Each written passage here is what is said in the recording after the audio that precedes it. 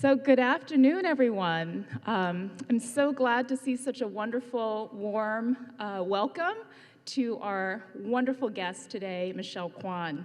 So this is a really beautiful space to be in to welcome our distinguished Chubb Fellow, our figure skater, Olympian, and diplomat.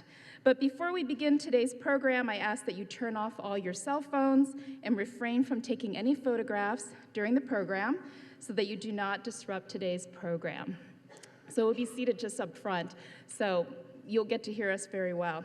So for those of you who don't know me, my name is Mary Liu. I'm a professor in the Department of American Studies and History, and I am also the head of college for Timothy Dwight College.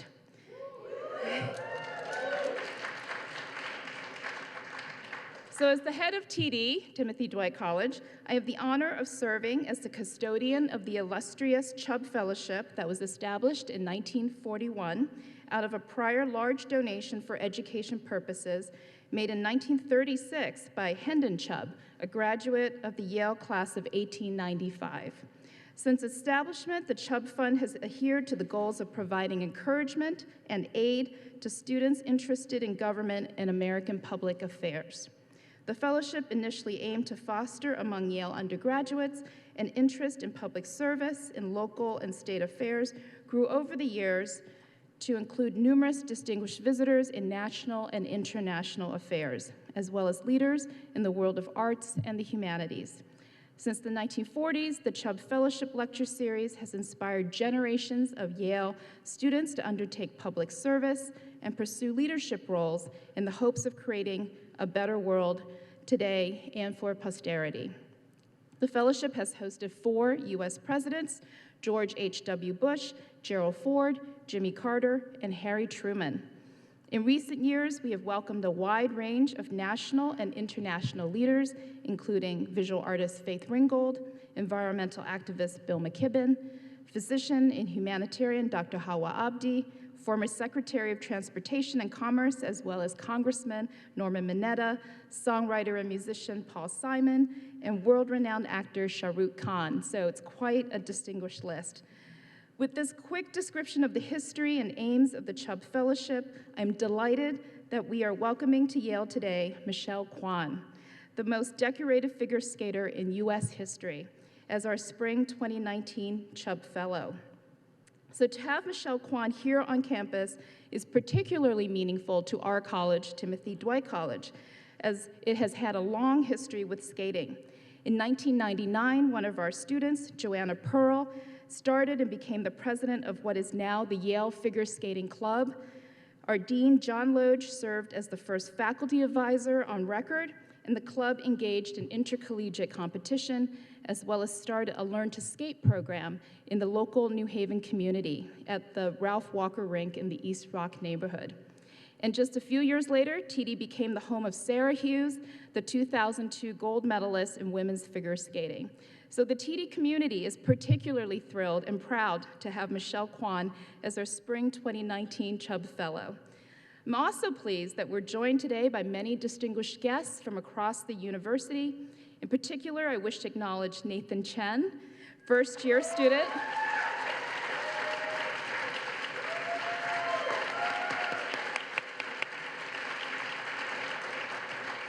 So, of course, Nathan is not in TD. It's okay, Nathan. He's in Jonathan Edwards College, JE, and he just returned from Japan after winning his 2nd world championship. So.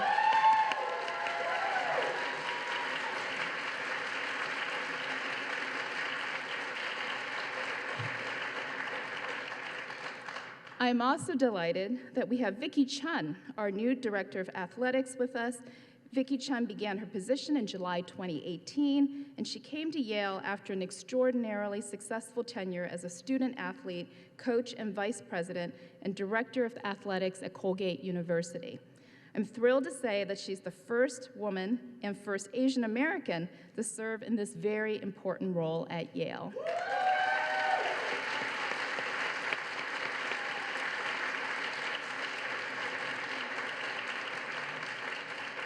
So it's a great honor to welcome Director Vicky Chen to the podium. She will be introducing our distinguished Chubb Fellow, Michelle Kwan.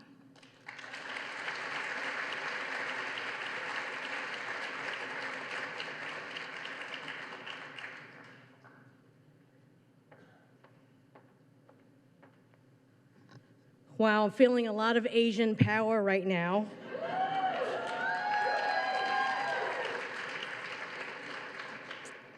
Born and raised in California, Michelle Kwan, a true sports icon, and to my Asian family, a living hero. Dominated figure skating like no other U.S. skater.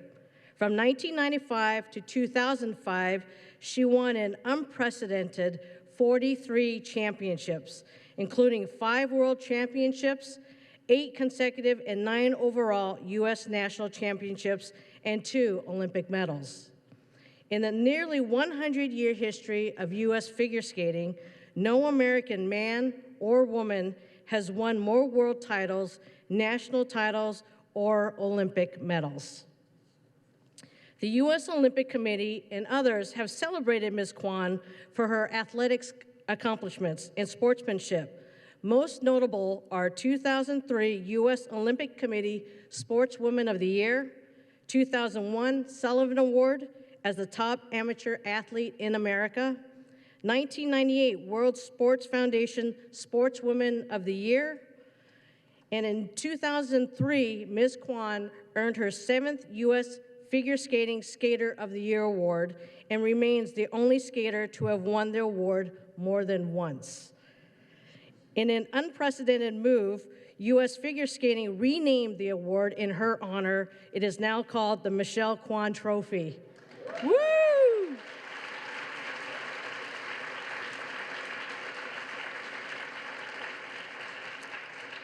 Off the ice, Ms. Kwan has demonstrated the important role athletes can play in the world of public diplomacy, furthering opportunities for international cultural dialogue and exchange. In 2006, Secretary of State Condoleezza Rice named Ms. Kwan America's first public diplomacy envoy and senior advisor at the U.S. Department of State, working with the Bureau of Education and Cultural Affairs. She continued that position under President Barack Obama and was also appointed to the President's Council on Fitness, Sports, and Nutrition. In 2010, Ms. Kwan was elected to the Board of Directors of Special Olympics International, the organization's ultimate governing authority responsible for global affairs and strategies. In 2011, she was named advisor to the U.S.-China Women's Leadership Exchange and Dialogue. Ms. Kwan graduated from the University of Denver in November 2008 with a Bachelor's of Arts in International Studies, and in May 2011, she received a master's degree from the Fletcher School of Law and Diplomacy at Tufts University, majoring in international relations. In January 2012, Michelle was inducted into the U.S. Figure Skating Hall of Fame, the highest honor in U.S. figure skating. In March 2012, Michelle was elected to the World Figure Skating Hall of Fame and the only member of the class of 2012. That same year, she was selected by ESPN as one of the 40 greatest female athletes of the past 40 years. Please turn your attention to this short video about Michelle.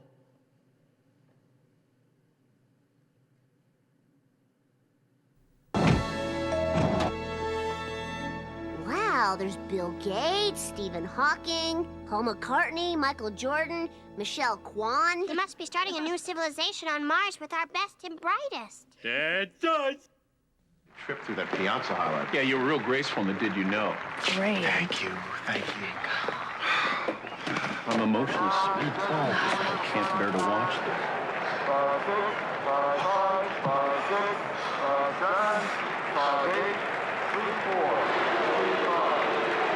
Friggin' Texas. So let's see what happens now in Final Jeopardy with the category Sports Stars. Born in 1980, this world champion figure skater was named for a Beatles hit. Who is Michelle Kwan? Michelle ma belle. Gannon drops back and goes to Jerry Rice for the touchdown. And with that reception, Michelle Kwan, she is graceful. Kevin Garnett in full regalia. Crazy crowd, sudden death. I want gold. No, the silver. Oh, I get it.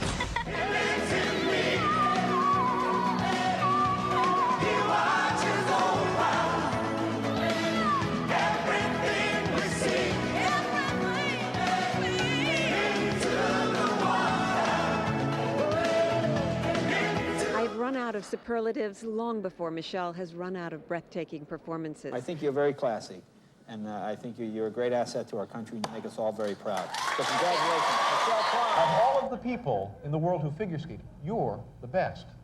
Cool. She has the gift of reaching the audience and giving her soul to the audience. And this is one put-together young lady. She has become one of the greatest skaters in What history. a magnificent moment She for is Dad. absolutely brilliant. She just takes your breath away. You're simply the best. Oh, wow. What an extraordinary performance. There was not a single flaw there. She is awesome. Absolutely the best.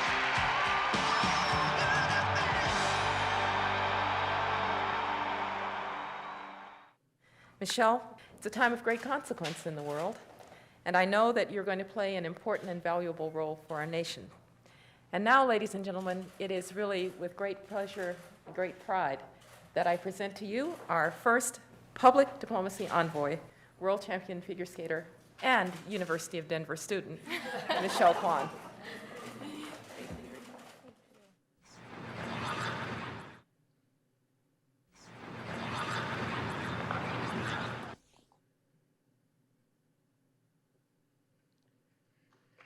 Woo!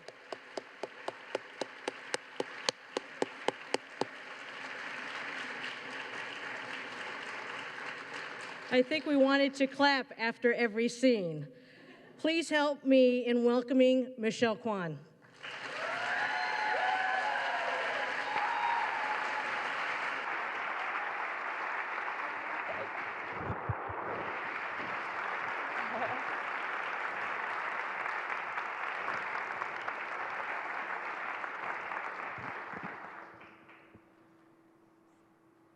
When I watch videos, I get a little like, I used to do that. That's so crazy. Thank you so much for the warm welcome, everybody. All right. Testing? Okay, we're working. Great. So that was a wonderful video, and it, I think, really encapsulates your full career. I think there's a glimpse of you at the age of 9, maybe, in that quick montage of all the skating that you've done. So you've had this amazing career as a figure skater, and so of course I have to ask, how did you get started in figure skating? What brought you to the sport? I started skating when I was 5 years old, and part of that montage, you know, as the Bart Simpson and the Simpsons, I think that was like the pinnacle, because my brother supported me, my older brother supported me all along, starting from the age of 5 years old, kind of dragging me across the ice. But when I made it to the Simpsons, he's like, you made it. You really made it. But I started at 5 years old, and I just fell in love with the sport. It was a sport that you could wear sparkly costumes, you could go very, very fast, and you have beautiful music, but it's also the athleticism of jumping, and I just loved it, and I loved watching skaters whip around and do triple jumps, and I think I never looked back from the beginning of starting to skate at age 5 to when I was 7 years old and watching the Olympic Games for the very first time. And it felt like yesterday, where I made this grand statement to my family at 7, watching Brai Boitano win the Olympics. I said, Mom and Dad, I know what I want to do for the rest of my life. I want to be an Olympic figure skater. But at that time, it's like, okay, I thought it was going to be easy. I thought you like sign a little piece of paper saying, I'm going to the Olympics, here I go. But it takes a lot of hard work, and my parents were so dedicated, they sacrificed so much, but helped provide that opportunity for me to skate. So you started at 5, and then you start to enter into competitions, and then before you knew it, you were winning some of them. And then you were competing on the national level. So at what point did your family realize, wait, this is not just, you know, a little girl having these sort of Disney fantasies, but this is something that may actually be the future? Well, it was gradual. I think my parents' wishes in my skating career, or when I was really young, was perhaps you get good enough to get a scholarship, or perhaps it will stand out as you apply for colleges.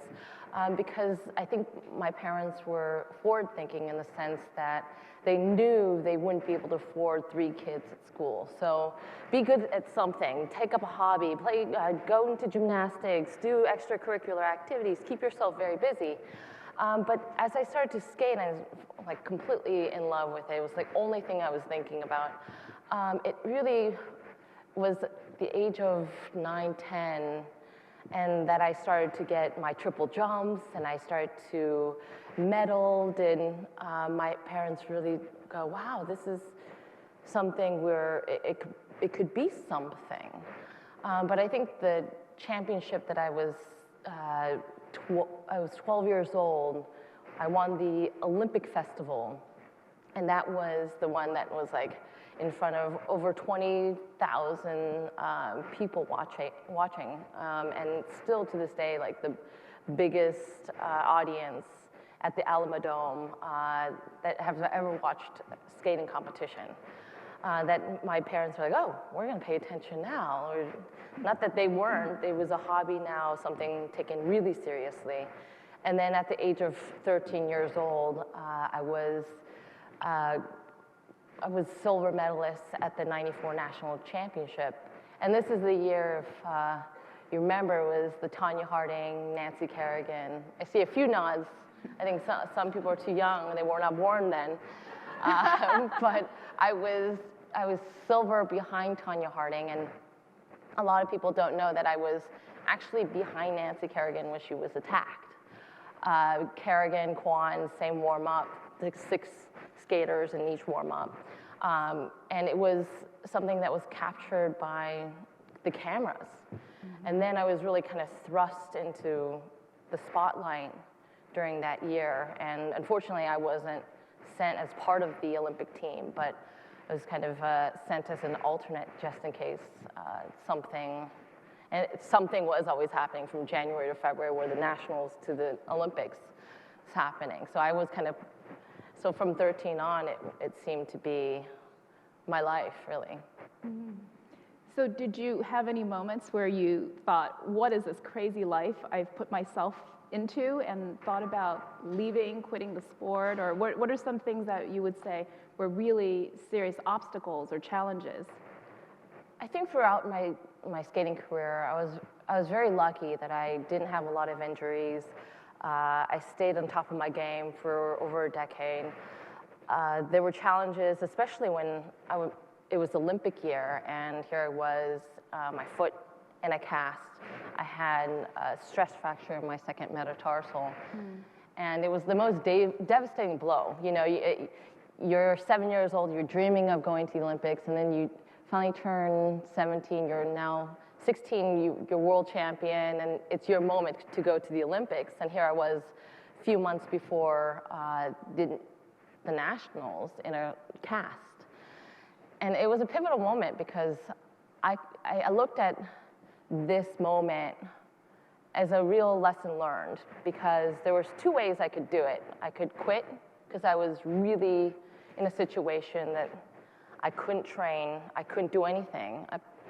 The doctor said that I couldn't train until like 3 weeks before the national championships. And so I was a little emotional, I didn't know what to do. I said, okay, I could quit now, or I could just approach it like with a good attitude and really say, what the heck, I'm just gonna go for it. And those were the nationals that I had a lot of 6.0, which is a perfect score, and then qualified, won those championships, and then made it to the Olympics. So sometimes I take those lessons learned in sports, and where, sometimes your back is against the wall and you're going, okay, well, I could just be like throwing the towel, or I could just lean in, have a smile on my face and be like, it is the way it is, and I'm just gonna have a good attitude and do my very best. And sometimes that's good enough.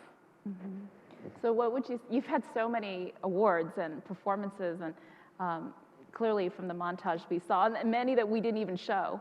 What are some of the most memorable of these, would you say? What stands out in your mind as something that you always will treasure as the remarkable accomplishment in your career?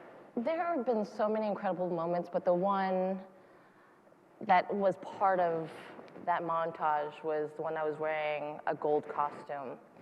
It was the Olympic year in 2002. I was skating to fields of gold, and I had gold costume, but it was ironic because I won the silver. Mm-hmm.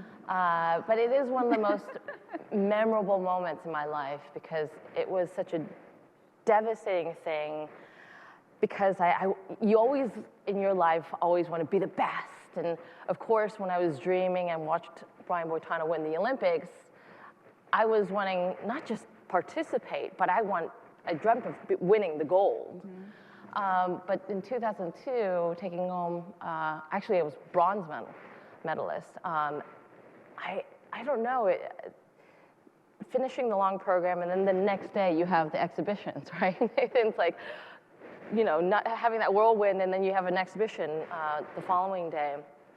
And I looked at it, and it was so beautiful because here I was, the Olympics in Salt Lake City, in the United States, and wearing Team USA uniform, and all this, and then I skated, I was like, this is the most beautiful thing.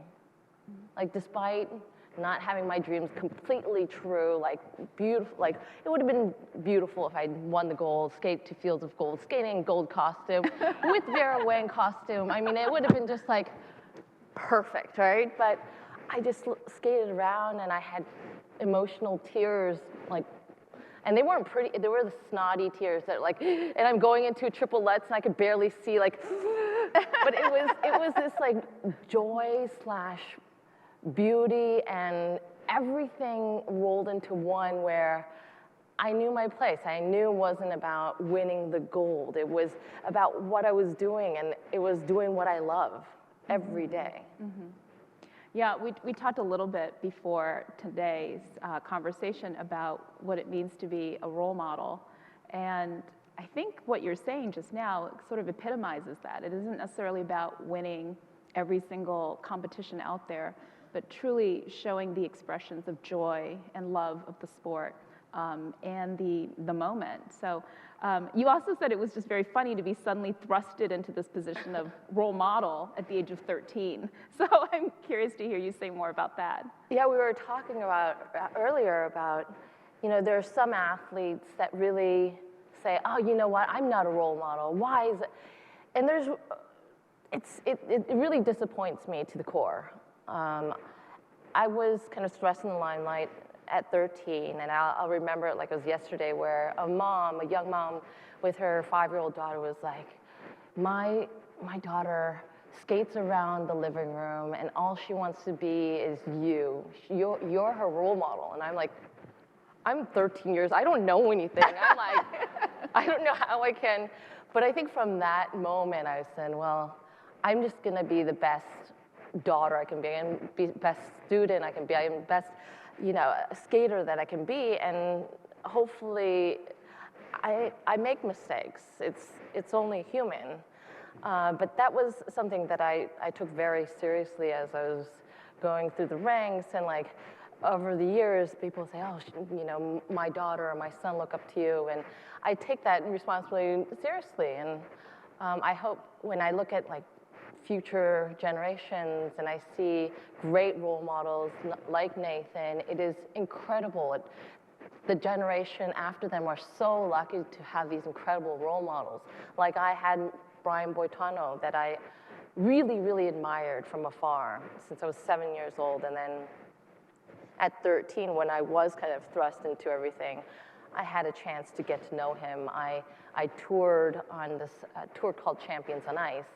And he really took me under his wing, and we had the same kind of training mentality, the same almost, it was a little strange because we even warmed up the same or similar way, and really picked his brain about the Olympics, what was it like, and he was right there, and so he became a mentor and a dear friend. Mm-hmm. So being a role model and certainly being a world champion and then participating in the Olympics, 2 Olympics, you know, you had to represent the United States. So I want to hear a little bit about that. So did you think of yourself as you were competing in these international venues that you were representing the United States always, or did you mostly think, I'm here to compete in this, what seems like a very solo sport in many ways? Yeah. Well, you're very serious, right? Mm-hmm. When you go to a competition, you're at the hotel and you are at the ice rink, right? And it's like you don't see much. You're not there sightseeing and doing touristy things. Mm-hmm. You have your game face on, and the responsibility is also more extreme, especially when you're head to toe in Team USA. I mean, I'm very patriotic. I'm representing, and I know that responsibility, especially at the World Championships or the Olympic Games, where you're at the opening ceremonies and you're walking behind the American flag with your fellow teammates. You have that pride and that sense of responsibility. But at the same time, when you're skating,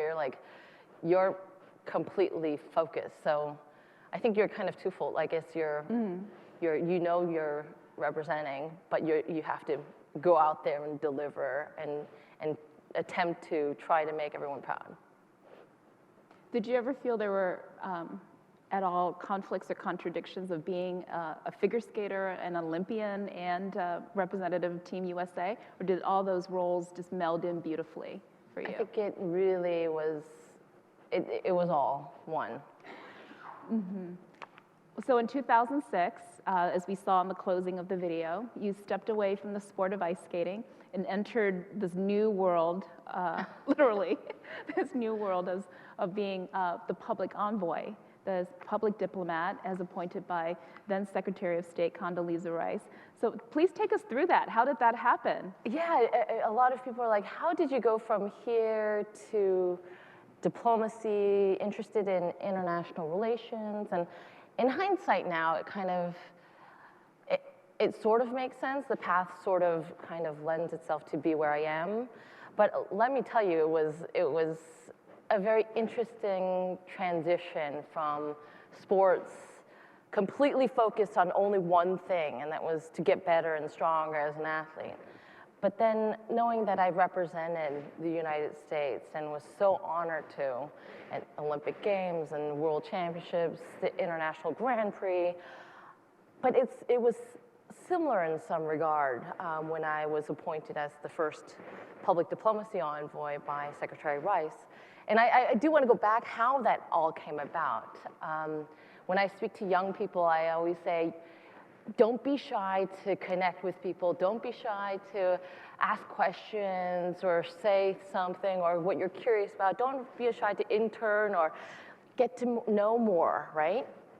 And I happened to be invited to a state dinner where it was President Hu Jintao and President Bush and Secretary Condoleezza Rice. And I didn't know that I was going to be at the head table. In fact, at the receiving line, it was like shaking hands, and then President Bush said, oh, by the way, you're sitting next to us. Next to me, actually. And we're going to be talking about some really serious foreign policy issues. And I'm like, as my eyes got like, what am I going to say? What, thinking like, I can't answer to anything. I don't know. So I sat there. It was great. It was at ease. It was a nice lunch. And then I had the opportunity to say hello to Secretary Rice. And she's a pianist, and a lot of people don't know that she was a former figure skater as well. And I connected in that way, and then I also told her that there's a possibility I'll be a pioneer like her, where her alma mater was University of Denver. Her advisor was Joseph Corbell, founder of the GSIS school, the International Studies School. and is also the father of Secretary Madeleine Albright. So we connected, we talked, and at this very brief, I think it was 5 minutes, but it was probably 5 seconds. I said, oh, if there's anything that I can do to help, I'm like, here I am, a figure skater, asking like the secretary, if there's anything I can help, let me know. But it got the ball rolling in a conversation where she said, there's this, would love to appoint you as an envoy, a public diplomacy envoy, and where it opened my eyes to international relations. At the same time, I did end up going to the University of Denver, and I had the opportunity to travel as an envoy. It was sort of my internship to be an envoy and also to learn more about diplomacy and study. And one thing kind of led to another. I ended up pursuing my master's degree after and furthering my education. So that's how I ended up in that situation. So I always tell students, I'm like, whether it's your elevator pitch or whether it's like trying to connect to folks, don't be shy. I'm usually the one that doesn't speak up. I never raise my hand. I'm more of an introvert in that scale. But I did that one time, and she has become, like Brian Boitano, somebody I looked up to, but has become a mentor and a golf buddy now. So you never know in life, right? And I'm sitting right here at Yale, so Yeah, so one of the things that I think we talked about is how your experience as a competitor and the most elite levels of your sport, there are some very important skills. While you can't do a triple toe during diplomatic conferences, you know, but that said, there are other kinds of wonderful skills and lessons that you took from your sport and that you've moved into the world of diplomacy. So can you speak a little bit about that? Yeah, I always have sort of sports analogies, and I always go back to what I learned in skating, and sometimes there were hard lessons. Like, I've learned hard work. Yeah, I knew that it wasn't as simple as signing up and going to the Olympics. I knew that you had to put in the hours. I knew that sometimes you fall, and sometimes you fall in front of millions of people. But you have to pick yourself back up and persevere. And those life lessons was something that I succeeded in sports, but I applied to succeed outside. Like, going to grad school to me was this, like, my parents were like, what, you're applying to grad school? There's no, I think it was like scary for me. It was probably one of the scariest things I did because I was a lot older. I was 28, 29, and I was thinking of all the years that people were going to school and in the library, the hours I spent on the ice, they're so far ahead. So it was like playing catch up all the time. But then I was like, but there are some key lessons that I learned in sports, like hard work, and I know I might be behind, but I can like put myself, I know how to apply myself. So I didn't feel like I was starting from zero. Mm-hmm. So just to be clear, you were balancing a full academic load while being a public diplomat. Is this right?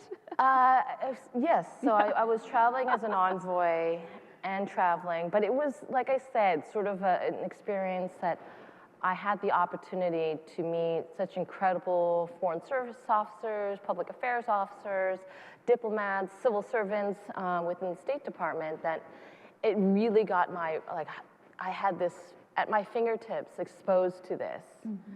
And so at grad school, I had applied to the White House Fellowship, which is a very prestigious fellowship. It's mid-career. So it was I was in grad school, but it was mid-career. So I went through that process. Unfortunately, I didn't get the fellowship, but I sort of kind of reached out and was also on a listening tour because I had access to certain people, and I made the most of it. And so it was a learning experience, and that led to working at the State Department eventually, not as an envoy, but as one of the senior advisors there. So this was your time in the Bureau of Cultural and Educational Affairs. So tell me a little bit more about the kinds of programs and projects you created there. Well, I have to give you a little snippet. So after I graduated from Fletcher,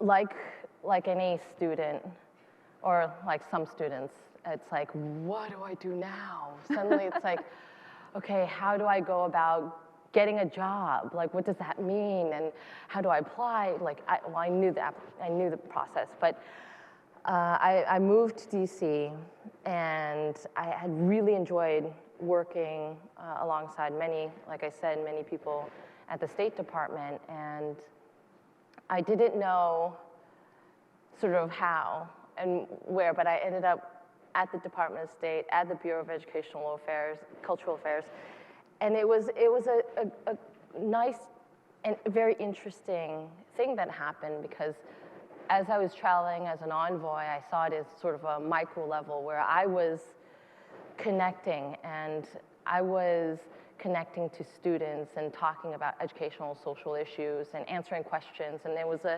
an incredible exchange. And at the same time, when I was working as an advisor, I was helping more behind the scenes, broadening the scope of our exchange programs, whether that's music or Fulbright or sports diplomacy, which to me was the coolest.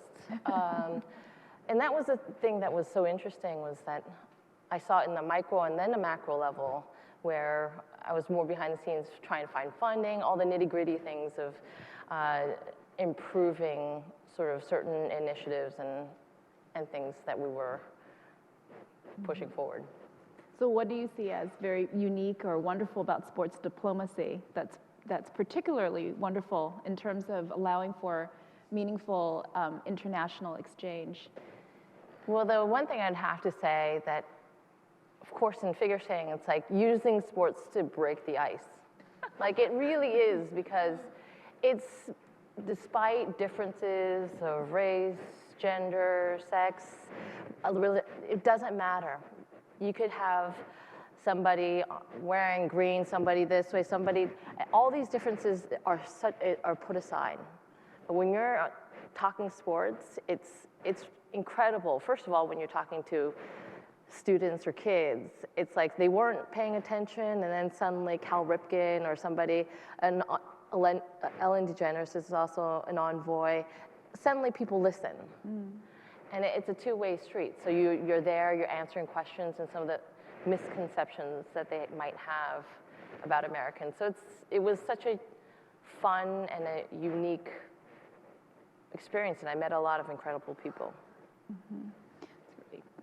So aside from your official work with the State Department in these different capacities, in recent years you've spent time working on a number of political campaigns. So you've really continued to move deep into the world of politics. So tell us more about that movement. Yeah. Well, first of all, I never thought that I'd be in politics at all. I still say I'm not in politics, but I had the opportunity and honor to work for Secretary Clinton and saw firsthand her leadership. And when I had friends that were at the chief of protocol, different areas within the State Department, and I saw they were sort of going to her personal office, and it was getting larger and larger, and there were rumors whether or not she was going to run, and so I called a couple of my friends and said, is this happening? Is she running? I'd love to help out in some capacity. And so it started to come together, and I started working in Brooklyn, her headquarters, 5 days before her announcement at Roosevelt Island. So I was her surrogate outreach coordinator. Surrogates are basically people who, I mean, Hillary can't be everywhere, so I worked with celebrities, members of Congress, and it was a very unique opportunity and also a fun experience. So how did you see, again, your experience as an athlete and then an envoy coming into play? Well, during the campaign, I definitely, if anybody has worked on a campaign, there's a lot of fires. It's like there's always something happening at a time. So as an athlete, you're always put in tough situations, but somehow you're able to take a deep breath and step back a little bit and analyze the situation and deal with it accordingly. And there's always a fire somewhere. So I think during the campaign, when there were a lot of things that happened, I won't specifically talk about certain things, certain days, but where everyone's like yelling and screaming, and we're all just like, okay, what is the solution to this challenge? And I think that as an athlete, those are the types of situations you're in. It really helps to know your body awareness and more self-aware and how to handle situations. And I think my experience at school and grad school it came in handy, and also the things that I learned at grad school came in handy, and how to deal with situations and reach out to people and find solutions. Mm-hmm. So, of course, another passion and committed work that you do is around Special Olympics. Yes. You just got back from Abu Dhabi from the World Games. And of course, you came back to questions around funding. Yeah, so that was interesting last week. Yes. So I have been involved with Special Olympics for the past 10 years. I volunteered as a kid working with Special Olympic athletes, figure skaters, and I just volunteered. And over the years, I got more and more involved. And I see this organization as like part of my family. I don't see it as volunteering. It's like, you do this for your brother, you do this for your mom, you do this for your family. This organization was founded 50 years ago by Eunice Kennedy Shriver. A lot of people don't know President JFK had a sister, Rosemary, that had intellectual disabilities. So it went from backyard to now the scope of sort of the Olympic Games, where we have the World Games and we switch summer and winter every 2 years. And so our recent one was in Abu Dhabi, and we had 7,500 athletes, 192 countries participated. And it's not only through sports, it's also healthy athletes. One of the things that we have is sort of healthcare. We have doctors who volunteer their time, and they do basic screening of health, like dental, hearing, and just very, very basic, few hours they go through it. But what a lot of people don't know about people with intellectual disabilities, a lot of perception is that they have better health care, but in some cases, our athletes don't have the most basic, have never seen a doctor before. Stories where you have our athletes talking about how Special Olympics changed their lives by having a community of friends, and where most of the people with intellectual disabilities are made fun of, or isolated, or excluded, or they're just not included. And the healthy athletes is healthcare where it has saved many people's lives. Dustin Plunkett, who's a dear friend of mine, is also an athlete, but he tells the story of how he went through healthy athletes, and just very preliminary, he found that he had cancer, mouth cancer. And so to me, as this organization, this movement grows, it went from the backyard to now helping 6 million people with intellectual disabilities and their families, not helping, but creating this movement. Mm-hmm. I also know that there are so many more people wanting to be involved and to be included and having a chance to play and grow. And like I said, you learn so much through sports, but you can also learn through sports and also grow as a person. And so Special Olympics, as you could tell, means a lot to me. Every time I'm with the athletes and their families, it's like I get really emotional, and when I was in Abu Dhabi, I didn't expect it. It was one of our global ambassadors. Actually, a couple of them, they were introducing themselves, and one's from Pakistan, one's from Canada, one's from, and the 17-year-old, I say, boy, he said, I didn't learn how to speak till I was 8. And you're just like, and then the global ambassador from Hawaii said, yes, I had similar obstacles, and then she said her similar obstacles, and then somebody said, well, the introductions aren't over. The global ambassador from Hawaii is going to say a few more things, and then she burst into singing, and it is "This Is Us," and I just lost it. I mean, they teach me so much about the human spirit, about passion and love, and when I got involved in Special Olympics, I thought, oh, it's great to volunteer, but then it became something that I'm really passionate about. So your outlook on funding?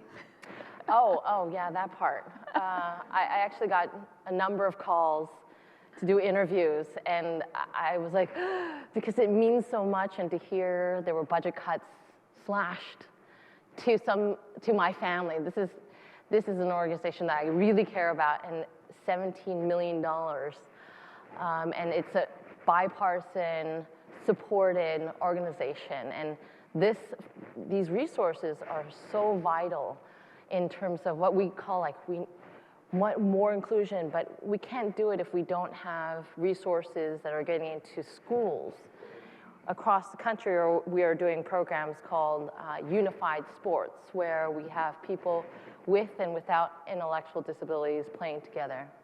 And really the idea is that if you work together, if you study together, if you play together, you're more inclusive. And then people that have never been in touch with anybody with intellectual disabilities, they start to build better understanding. And that's where you have more inclusion. So when I heard about the budget cuts, I was like, I gasped. And then when it was rescinded, I was like, oh. It was a very emotional time for Special Olympics in the last week. But what our chairman, Tim Shriver, said, it was like, this is unity. This is about the human spirit. This is about helping one another. And then he said it so beautifully, and it is. It's helping one another out.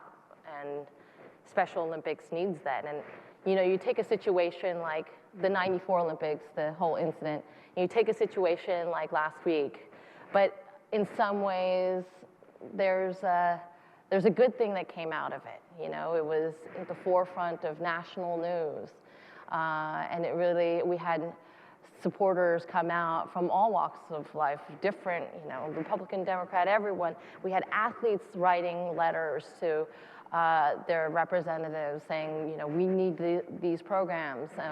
And it really became this kind of like really special moment that came out of it, where we're strong and we're going to continue our mission.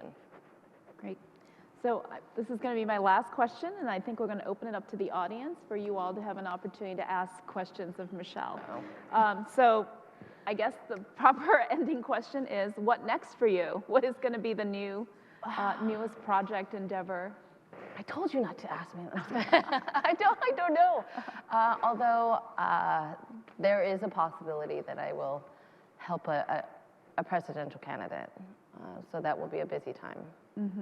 Okay, so I think we'll leave it at that. Okay. I have nothing else to say to that. All right, the floor is open. I have 2 aides who are walking around with microphones. So if you would like to ask a question, please just raise your hand and one of them will get to you. Hi, Michelle. My name is Caitlin Carden. I'm a senior here at Yale. One question that I have is, in all of your different roles, whether it's an Olympian or a diplomat or student, what are some of your attributes, your own personal attributes, or even support systems in place that have really aided in your success? Characteristics, I guess. I would say I'm pretty scrappy. And that doesn't sound really pleasant, right? I'm scrappy. And what I mean by that is that there were so many times that I had to quit skating because my parents couldn't make ends meet. And I sometimes have to put myself in their position where they're struggling to put a roof over our heads. And first of all, they immigrated to the United States with nothing. And I think of courage when I think of my parents, like nothing. My dad didn't graduate from high school. He still to this day says I speak Chinglish because his Cantonese is and his English, and sometimes he's very hard to understand. So they immigrated to the United States with nothing and struggled a lot. And there were times where it was so expensive. You know, lessons are very expensive. Ice time, our equipment, I think anybody who plays sports will nod, be like, this is, and I think my parents at times had to be very upfront with me and said, well, I don't know if you'll get the opportunity to like skate anymore because you've outgrown your skates, and I don't know where the next pair of skates is going to come from. We'll just have to see. And my parents, you know, and I have to give a shout out to like Women's Sports Foundation, some individuals that really were helpful in my career. That I received a travel and training grant, for example, that helped provide that next pair of skates or that next pair of used skates to have that opportunity. And going back to that word, scrappy, is that I didn't have the nicest costumes. I didn't have the custom skates, although my dad said they were customs. And I said, Dad, how are they custom? If I didn't no one measured my feet, no one, and then getting the custom skates, and I turned it upside down, and it had a skater's name on it crossed out, and my dad had written Michelle. I have these skates, and they're like my most prized, like anyways. But I didn't have the prettiest costumes. In fact, at the 93 Nationals, when I was junior, I borrowed a costume from a fellow skater, and it didn't go with the music or whatever, but I was there. I made it actually all the way to that national championships without a coach. And that's when I actually met Frank Carroll 2 weeks, or I would say between sectionals and nationals, it was a few weeks, and then worked with Frank Carroll, who became my coach for over 10 years. But I was lucky to be in touch with him and then also at the same time get support from Ice Castle and have free room and board and have free meals and free ice time.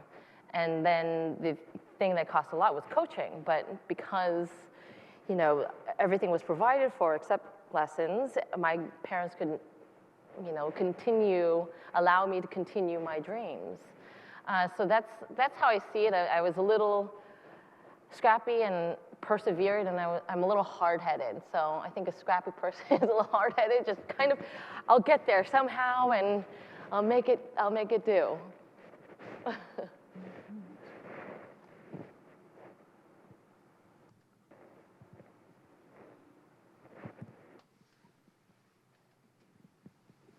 Hi, my name is Erica. I'm a master's student here, and I first of all want to say I'm definitely not the only one who's has the gold outfit and Fields of Gold blurred into the brain. I definitely vividly remember watching that as a kid, so thank you for that moment. But my question is, given that you've worn so many hats and given our global social media world right now, what was it like befriending Jonathan Van Ness? So I don't know if some of you might not know who Jonathan Van Ness, but if you see Queer Eye, he is one of the superstars there, and who is a skating prodigy who just started to learn how to skate. He's a hairdresser, but he is a jack of all trades. Like he is now, I'm actually going to go to New York to see him. He has a stand-up comedy show, and he's going to do stand-up in Radio City Music Hall. But he is somebody that we befriended. I mean, this day and age, to be honest, I became friends with him on Instagram. Like I started following him, and then he posted something. He was like, oh my God, Michelle Kwan's following me. I was like, uh-oh, was that a mistake? I can't unfollow, can I? But we just really hit it off. And actually last week, it was his birthday, and he was attending the GLAAD Awards where the Queer Eye was nominated, and he asked me to be his date. And it was, he's such a doll. And I have to say, like, what I wore was this sequiny, like, sparkly, like sparkles everywhere. Outfit, and it's a dress, long sleeve, but I was laughing because as I was going to the red carpet, I was like, who are you wearing? And I'm like, I'm wearing Jonathan's sweater. I don't know who, but he told me as I walked in, he's like, we're gonna get glam, honey. And I was like, oh, okay. So we met, and he has a team of hairstylists, which he helped with my hair and did makeup, and there's a bunch of costumes, and not costumes, but outfits for him to consider. And when I walked in, I was like, I have this beautiful like black dress. It's classy, sophisticated. He's like, no, honey, it is the GLAAD Awards. It's LGBTQ Awards. You better like. And he gave me this sparkly thing, and I said, that's your sweater. That's like, tried it on. But it worked. His stylist went out, grabbed a pair of silver shoes and something else. But it was a lot of fun. So I have become really good friends with him, and he's giving me pointers on social media. He's giving, because when I was competing, we didn't have Instagram, we didn't have Twitter, we didn't have like.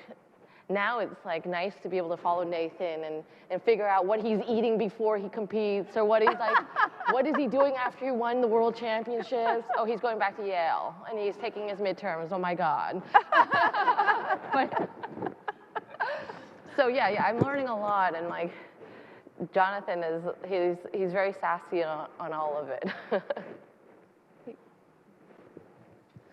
Do you have any aspirations of running for Senate? For Senate? No, I'm I've seen it so close up now. Whoa. I think just that side. Okay, We're good. that We're was good. like We're good. lightning. That I don't know. I at the moment I want to be behind the scenes helping, and to be a politician, to have to fundraise and to do all that, it's a lot of work, but it's so meaningful, you know, being able to make a difference and be a voice for those that don't have a voice, and being in a place where you hear people talking about the challenges that they face and trying to come up with a solution. So I would never say no, but not at the moment. No aspirations.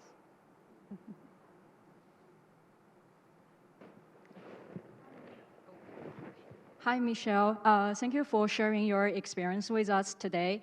I'm Evie from Timothy Dwight College. I have a question regarding the new rules. So we know that ISU announced a couple of new rules at the end of last year. For example, the increase of grade of execution, cut the time for free program for men and pairs. What are some far-reaching effects that you think those changes are going to bring to the programs, for example, choreography? Thank you. Thank you. Mm-hmm. It's very skating specific, and you know, as I was joking with you earlier, I was like, I've been so out of the loop that the judging, specific judging, when they altered it, I'm like, I don't really know. I have to actually make fun of myself because Angela Wang, a skater that is at the championship level, she said, can you help choreograph a program for me? I said, no, I really don't know the rules that well, and it's so complicated. You have a grade of execution, you have this, and it's all these layers that you have to basically, like gymnastics, count what is worth what. And so it's really, you have to be very smart in approaching how you choreograph a program these days. But I was laughing with Angela because I agreed. I said, well, if you work with my sister and we come up with music, then I'll help you. I'm not going to choreograph. I could just be like, yes, that looks good. No, let's rework this. And I said, well, where is the spiral sequence? Nathan's laughing at me. He's like, Michelle, they got rid of that like years ago. Like, where are you? So, but to your question, I think it's really hard for skaters and choreographers and their team to choreograph programs because so many things is calculated, and it has become very hard because you're counting. And some things like the donut spin or the Bielmann spin is like where you put the blade like to your head, and I just physically know because when they changed the system, it was actually the year I was like actually stepping out of competing and retiring, and I'm lucky because I physically was trying to learn a Bielmann spin with Tatiana Tarasova, and here she was like trying to put my leg next to my head, and I was like, it just doesn't do that anymore. Like I'm here, and at 26, I'm like old. I'm like a grandma, you know. I'm old, and that was the thing that I like struggled, but knew that if I had to compete at that level, you had to do the elements that had maximized the points. So that was like the thing that I kind of fought against. So sometimes choreography and musicality is compromised because I have to do the spin and it's really uncomfortable and I can't do it, but it's worth 4 or whatever points it is. But I do applaud those artistry, the skaters that can bring the artistry and the elements and the quadruple jumps. Like Nathan, when I watched your free skate, I was like, this is where it is the most magical combination where someone can do quadruple luts, quadruple flip. And to be honest, when I first heard of you doing that, I was like, no, there's no way. Then my sister sent me like video clips, and I was like, I had to rewatch it and put it in slow motion. Like, I never thought it was humanly possible.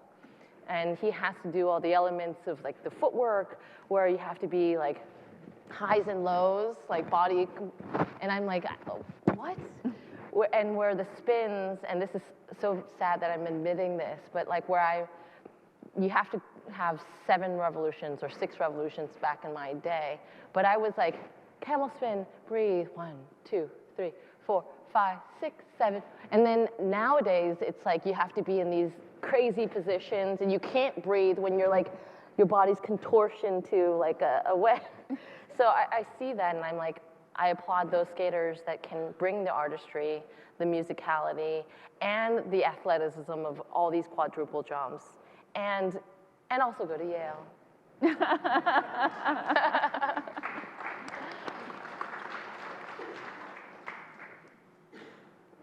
Oh, thank you. Michelle, I've been a fan of yours since 1994. The first time you skated at the old Hartford Civic Center with the Stars on Ice or Champions on Ice program. So I've been following your career since then. I'm an adult skater. I didn't start skating until I was about 46 years old. And I've already touched base with Nathan, and he said, yes, he'll give me a lesson up at Champions or at Cromwell. I thought maybe you could join us. Yeah. I could use a little help.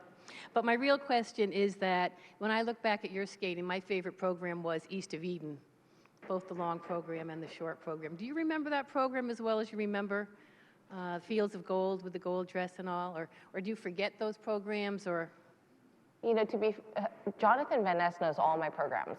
He knows all the current skaters. He knows, but East of Eden was a program that I fell in love with the music. And I thought it was really difficult because it was slow throughout.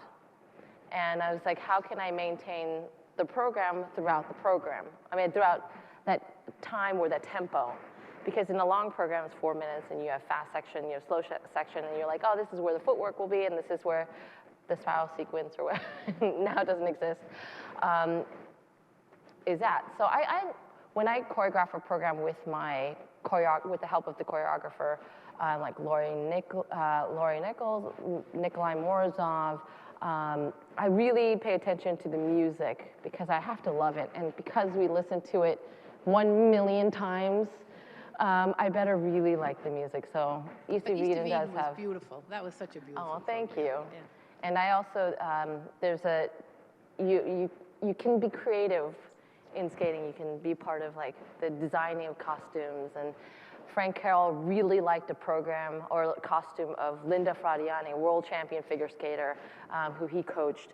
And the costume was one of the costumes that East of Eden was inspired by Linda Fradiani's costumes.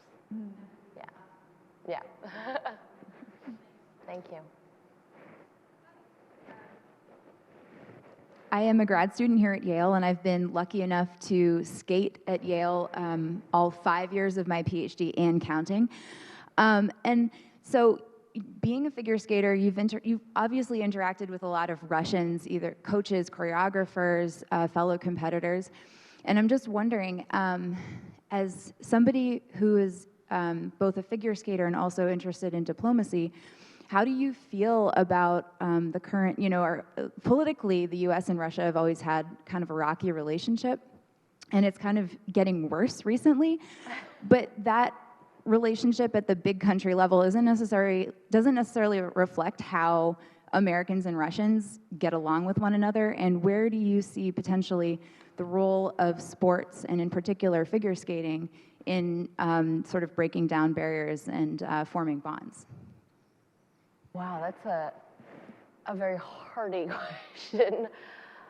Well, I can say from my travels as an envoy, Russia was one country that I traveled as an envoy, and I was very lucky, as we were talking, like sort of the experiences that I had when I traveled as an envoy. I could easily defer some of the difficult questions, whether it was sort of the anti-American or perceptions of our current administration and even meanwhile I'm sitting here, I'm very conscious of like not going very political here, but we all have our various views. But one thing that is difficult in the most recent findings of the report, it's like the collusion of Russia and U.S.-Russian relations. So I have a lot of opinions on it, and probably not in this forum that I should say anything, but it is hard because when you have meddling in our elections, then it becomes a concern and how it could have played a part in the election. And I always have hope that in 2020 it will be democracy at its best, as opposed to any country meddling in our democracy. Thank you. Thank you so much. Hi, I'm Kat. I'm a second-year MFA directing candidate at the Yale School of Drama. My question is, oftentimes Asian Americans deal with difficulty being seen and treated as Americans. And I was wondering, especially being a representative of the US in so many ways for so many years, how have you dealt with that challenge, if you have? That's a good question, too. I wasn't thinking of bringing this up, but to your question, I was competing in Nagano, where the World Champions was just in Japan. I was super looking forward to it, and it's like an honor. You make it to the Olympics, and you have a lot of press on you, and you have what is like a pool of press. So you do your practice, and this is every practice. You do your practice, and then you kind of walk through, and you had the Chicago Tribune, the Christine Brennans, the Phil Hirsch, the group of Chicago Tribune, LA Times, New York. And I don't know, in the mix of questions was, oh, you're so close to home, how does it feel? And I was like, well, first of all, I'm American, as I'm wearing a Team USA. And I'm so honored to be here representing the United States of America. And clearly, like, speaks English and, you know. And it was frustrating because he kept on going back to, like, but your parents' heritage. And I said, no, I'm proud of my Chinese heritage. I speak Cantonese. I celebrate Chinese holidays like Chinese New Year's and the Hongbao. But I'm very much American. It was frustrating, I think, at times, especially that specific incident. But overall, I didn't run into too much because I was so proud and so patriotic to represent the United States since the age of 13 all the way to 26. So, but that came to mind that one moment, and you kind of just ignore and you kind of stay true to who you are and what you represent. I think this is our last question. I'm old enough to remember Sonia Henning. and what a journey it's been from then to now with respect to you. My question to you is, what is the next level of women's figure skating in competition in the world? What elements are going to change and go even higher than they've already gone? Well, to be honest, I really don't know. Just a few years ago, or when my sister sent me YouTube clips of Nathan, I didn't think doing a quad lutz was physically possible. Like, I did not think that it would be to the level of where he's skating.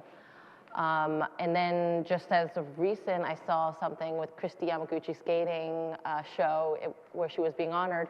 Alyssa Liu, who's our national champion, who's 13 years old, doing a quadruple lutz. And I said, oh, this is, how long has she been working on this? How is this physically possible to do? And I have to admit that I actually watched it a couple of times, more than a few times, going, this is, so to answer your question, I have no idea. But it might be the Nathan, you might want to ask Nathan or Alyssa that, because I don't know what's capable. I don't know what he's working on at Yale. Like, you might like set up a camera and to spy on what he's working on, because I'd be curious to know. Not to encourage you to do that. Sorry.